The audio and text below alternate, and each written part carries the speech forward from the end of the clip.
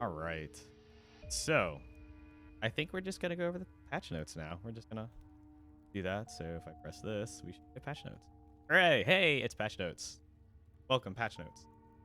Um, so in this patch, we have added new terrain. So we now have falling debris.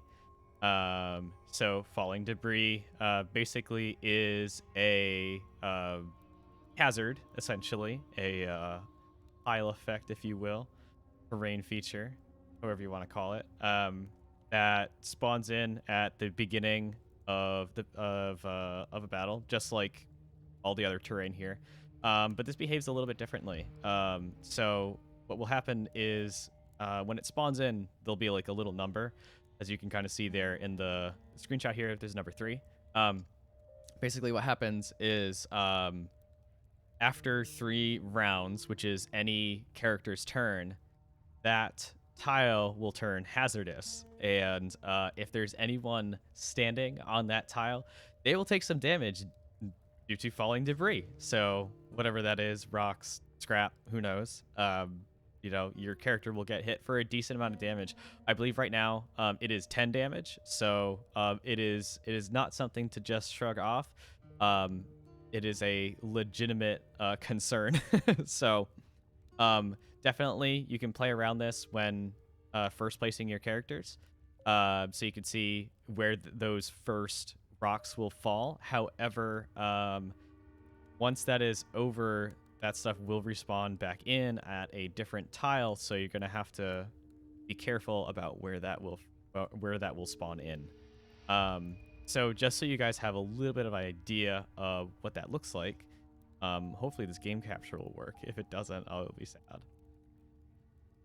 No patches. Hey, look at that. It worked this time. So we're just gonna look at this battlefield preview here. So you might be seeing this lovely new falling debris. So this is an example of a new battlefield layout that we have implemented in the game. So right now, if you're playing today, you might come into contact with this. So we have in this certain layout, we have recurring fan favorites of corrosion and half cover, but also here we see falling debris twice mirrored on both sides. To be fair, so when you see this, when you see falling debris spawn in, it's not going to be the same number of rounds before that activates. Some might be 4 rounds. Sometimes it might be 5 rounds. So just pay close attention to that little number so you can see if you can plan around that. Or if you want to, you can strategize trying to get your opponent into that tile at some point. So there's a little bit of there's some dangerous positioning here of some of the terrain, while half cover would be really nice for some characters here. They could get pushed into here. Who knows? They could get arm hooked there into there. There could be situations where if you're in this tile or something like that, you could get arm hooked away and then shoved back into the corrosion. Or if you're over here, you can get pulled into the front. Who knows? So definitely with these types of battlefield layouts, with there being a lot of hazards, you're gonna want to figure out, okay, what kind of formations would be a little bit flexible, because there's a lot of dangerous areas in this layout. So just keep an idea of do I have to be in a total, like a 3-person column or a 3-person row in order for my strategy to be effective? This is probably not the layout for you. So yeah, that being said, there are a couple of more battlefield layouts. I won't give all of them away right now, but this is one of them that you will see at some point, hopefully. Just depends on how the dice roll in terms of generating your layout here. So we have a few pre-designed ones that you will see And they're all pretty heavy on the terrain effects and hazards. And that's because this is all new as of the last couple of patches. These terrain effects are brand new, and so we want to really explore, you know, how much terrain is fun to play around. You know, is it too much? Is it too little? We've essentially early on our experiments with battlefield layouts, they kind of mostly just involved blocking out tiles, essentially. So making the battlefield smaller, essentially. In this one, what we're trying to transition to now is kind of like these like soft battlefield like layouts, in terms of there's no hard like you can't go here. Well, I mean, except for this like section of half cover, but there were situations where we were blocking off like an entire three like tiles. So whether that's an entire row or an entire column, and that makes the battlefield really small, and so it really favors some characters. So we wanted to find somewhere in between where we weren't completely blocking a ton of stuff off, but we were giving people reason to either not be in some tiles or to be in some tiles at this. So there's less of a like absolute limit to where you can and cannot be here, but there is still some strategy around a simulated like smaller layout. So that being said, I am excited to fully explore this terrain concept, and we have a lot of cool, fun, interesting ideas for terrain. But if you guys have any ideas about what you'd like to see with these terrain effects and stuff like that, yeah, just let us know. We have a channel in Discord just for that, or you know, you can always just put it in the tavern. That's fine too. But yeah, feel free to throw around suggestions or anything like that, or any comments stuff. We really appreciate it. But yeah, so this is our lovely new debris. I'm excited to see it in action with all of you. So I'm gonna transition back into our normal chat here. Ooh, yay, there we go. So yeah, that's pretty much it for the patch notes, which I'll just bring back up.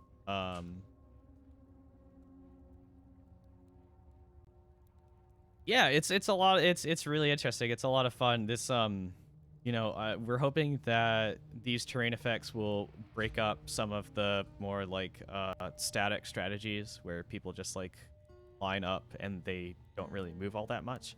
We're hoping that this will give people a reason to move around a lot and to shake up their strategy, basically. Not only from like the beginning of the battle, which it's like, all right, cool, I've got these battlefield effects, I'm gonna plan around them, and then I lock in, basically. Want to get people to move during the battle as well.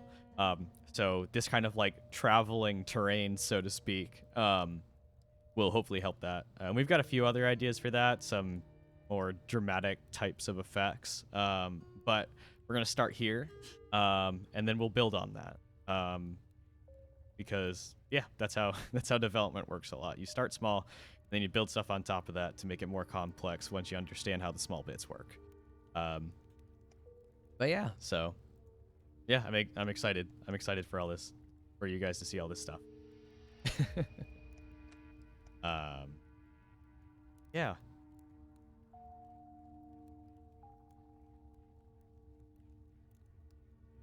So we are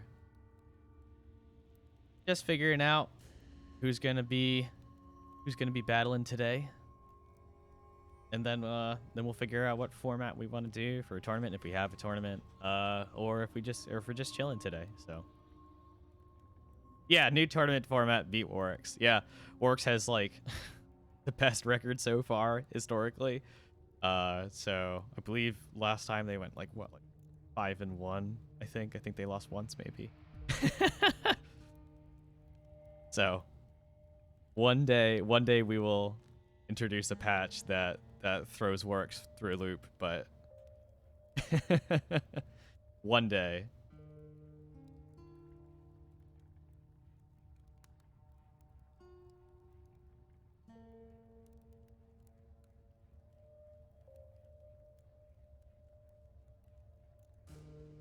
We got another like 10 minutes of chilling before we start officially start the tournament in whatever format that may be.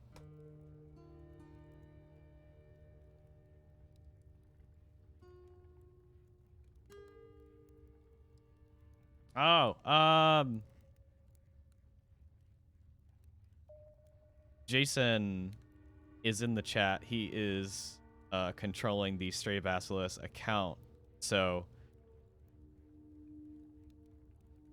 there we go. Yeah, that wasn't me. I'm in the US. I went to the UK once. Which was a lot of fun. I'd like to come back at some point. But you know, the way things are right now, that's probably gonna take a little while. Might take a little bit for me to travel back, but we'll get there.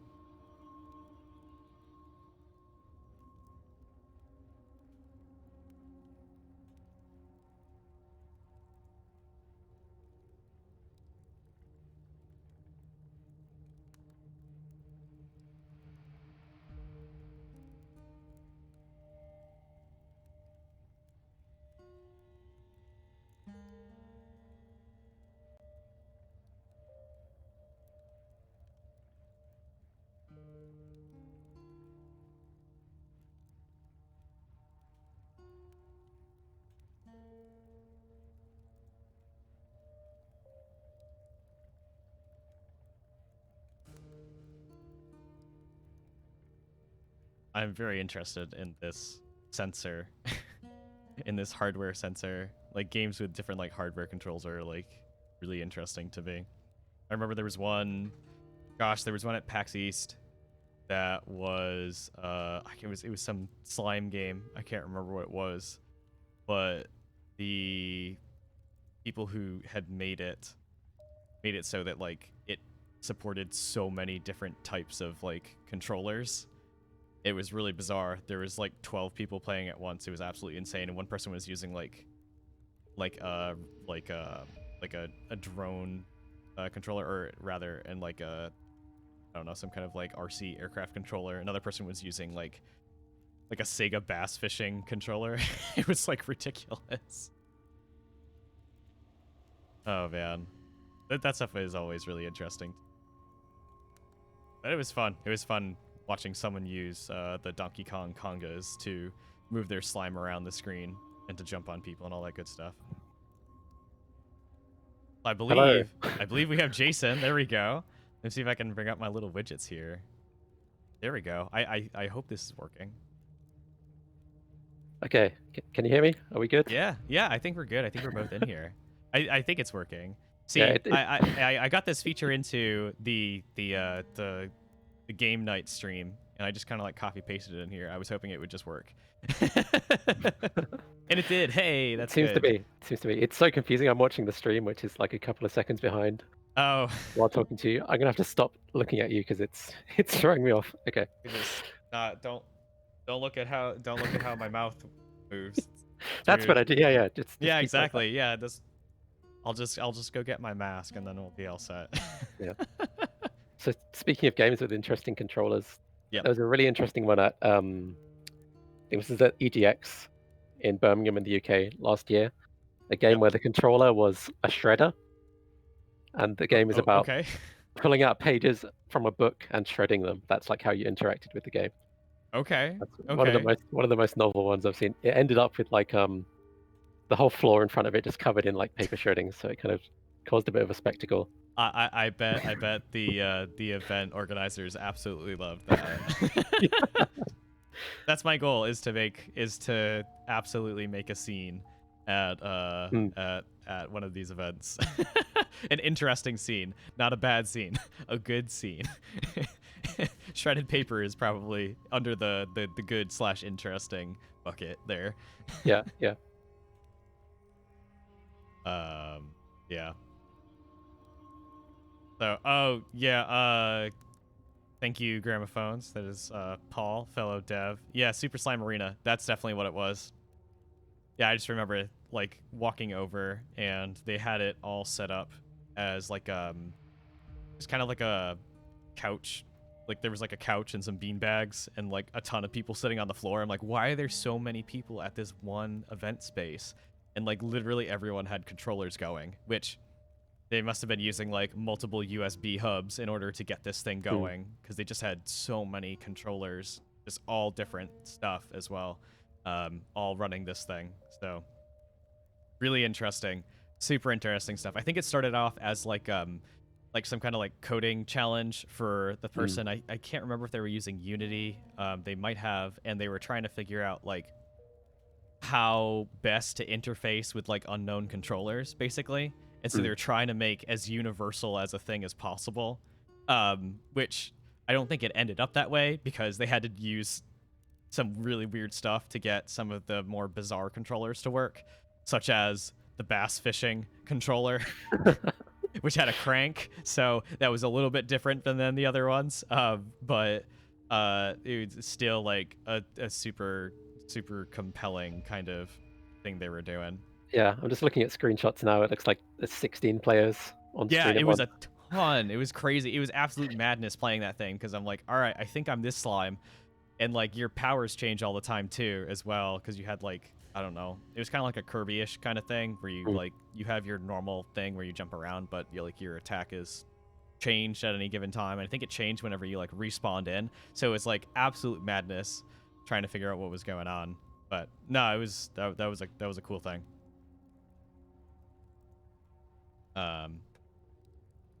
Yeah, so I'm looking at the numbers. It doesn't look like it's going to make sense to run a proper tournament. So that's cool. We could do an old school like winner stays on. King of the Hill. Battle. Yeah, King of the Hill. I'm looking at Warwick's. I don't know if he's in the stream, but I can imagine how this setup is going to go. But I think that could be fun. Yeah, sure. Yeah, we'll see if maybe some devs can challenge Warwick's. Who knows? Depending on how many people are going to be playing today. So. Yeah, I think that could work as well because then people can drop in and out easily enough. Oh yeah. Yeah. Yeah, okay, that sounds good. So I think the way we'll do it is people can just create like a normal duel challenge, kind of as normal. Yeah. And drop it into the chat, and we'll try and do like a winner stays on King of the Hill. Yeah, it sounds good. King of the Hill thing.